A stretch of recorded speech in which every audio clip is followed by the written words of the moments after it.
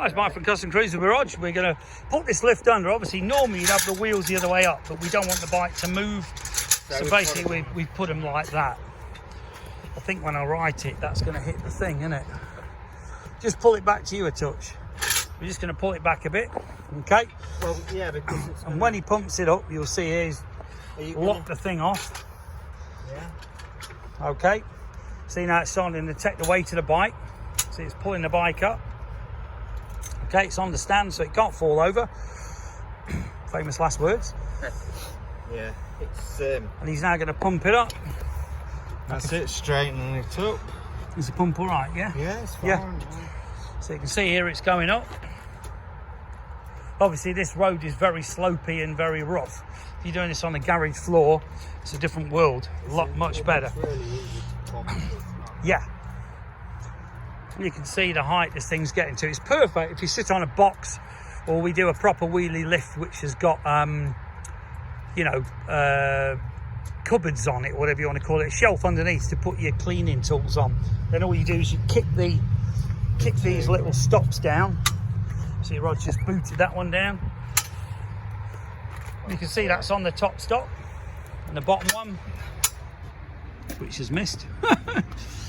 Just going to flip that round. You all right with that, Rod? Yeah, I got it. Obviously, you don't have to go this high, right? Now you can see here, if the hydraulics were to fail, that obviously would stop the thing dropping down, okay? And to get the thing back off the lift, It's pretty basically, stable as well. Like that. yeah, and this is on a pretty crappy, it's not on a garage floor or anything remotely flat, so this is pretty cool. Now, if we jack it up just a bit more and pull then we're going to lift off the stops. So we're going to pump it a bit more, and then these things, obviously, if he does that, I'll do this one. They clip up under there, like that. Now, when you let it down, It's very gentle. real careful. So you're going to turn the knob. Let me just zoom in on that. Can you?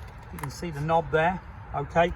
Really slowly turn it. If you see it's going down nice and slow, the quicker you turn that knob, the faster it will drop, okay?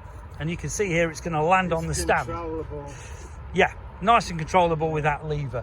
The ones with a foot pedal we had, to be honest with you, we did have some issues with that, where it was either flat out or nothing, wasn't it? Yeah. And they seem to wear out the lift as well, because, Okay. yeah, and you can see here it's now rolling on to the stand. Okay, you can almost do it on your own, but obviously we're showing you with two people just to demonstrate it. As long as you get it all prepared. Exactly.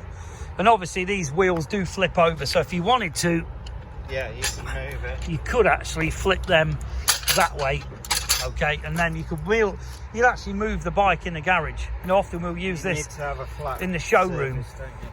Yeah, and as he says, you do need a dead flat surface to do that. Then you could literally spin the thing round. What we also do is we offer another set of these where you can have a set of them on there. Then the whole bike, you can spin it on its axis because they're double casters.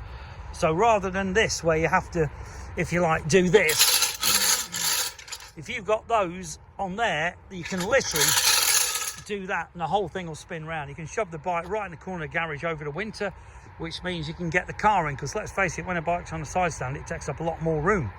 And you could also get it right against the wall, you know, put cardboard against the wall. Off the ground as well, doesn't it? Yeah, saves the suspension, flat tyres, you know, which not so much a problem nowadays, but back in the 70s it was. But, yeah, and also, like he says, the concrete does sweat, so you also get some rust coming up through the, you know, near the wheels and stuff. But cracking bit of kit, you know, not stupid money. These work out 175. You can get cheaper ones, but beware of a thing called the Americana. That is total Photoshop. There's no way it would ever lift that VN15 because the sump's lower than the frame rails. So that guy sat on a big red bike on a red lift is absolutely fictitious. Okay? And also it goes to 5.5. These lifts are 4.5 inch maximum. Sorry, 4 inch when they're flat. So that'll actually fit under a Dyna lowrider and all the low Harleys. The Americana will not fit at all. You have to get 2 bits of wood under each wheel, which defeats the object to me of actually using the bloody thing. If you're interested, 01773835666, customcruisers.com, or the new site, which we're hoping to get done eventually, will be custom-cruisers.co.uk or customcruisers.com. Thank you.